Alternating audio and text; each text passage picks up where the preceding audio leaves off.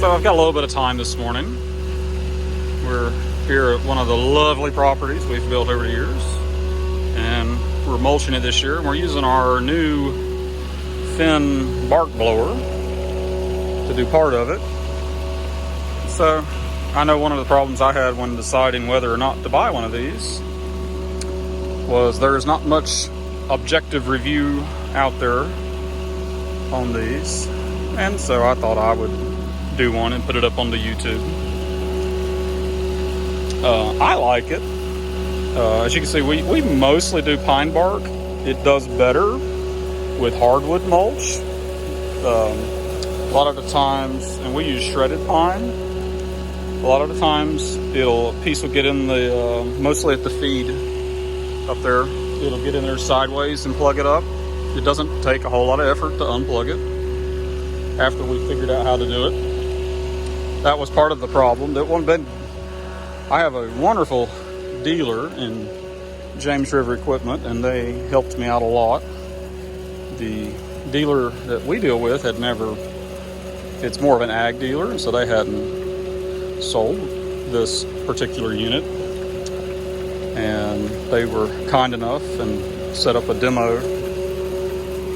And the Finn rep was supposed to have come, but he backed out at the last minute, which is funny because it's actually about the third time I've had a Finn Finn rep back out from trying to sell me a piece of equipment. But I think that's mostly because of our geographic location. We're not the most important market in the world.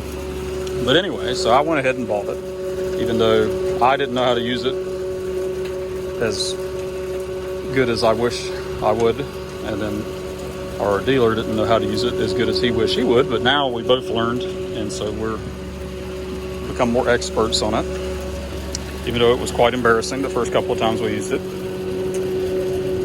But this is a good machine. We have 200 feet of hose for it, and we disconnect them as he's only 100 foot of hose now. I will tell you this, if you're looking to decrease labor or increase speed, it's not going to do that. Then it just plugged up. I have to fix it. So to continue our conversation that we were having earlier, we're still the same project, but I don't feel the machine, as far as labor savings, I don't see that. And I don't see a material savings, at least with what we've done so far. I will also say that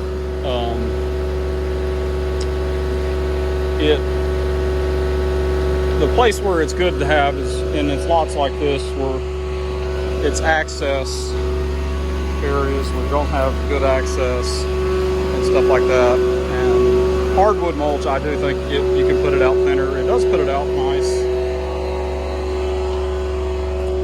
But it's like here, typically on this site, we would have to have gone down these stairs with wheelbarrows and stuff like that. And, you know, the mulch blower is clearly superior in that. And you still have to load this one model by hand. And that was kind of the problem I was having with them, because this one you load by hand, then the next size up, you pretty much can only carry 5 yards.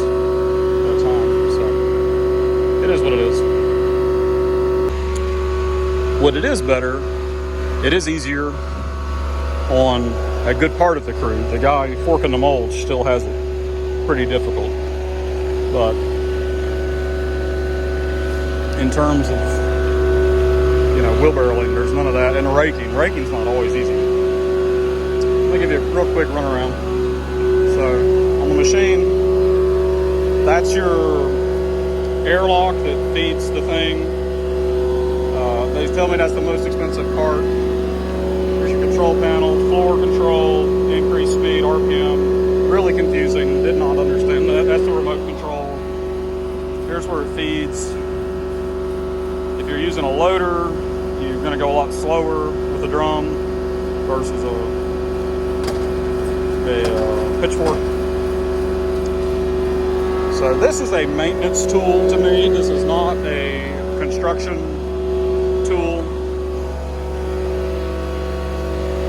we can put out mulch faster with a wheelbarrow than this can any day of the week.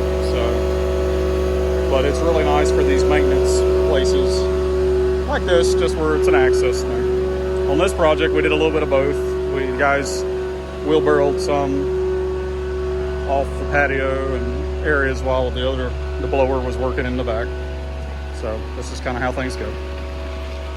Leave any comments you want and I'll answer your questions honestly for the most part. Have a great week.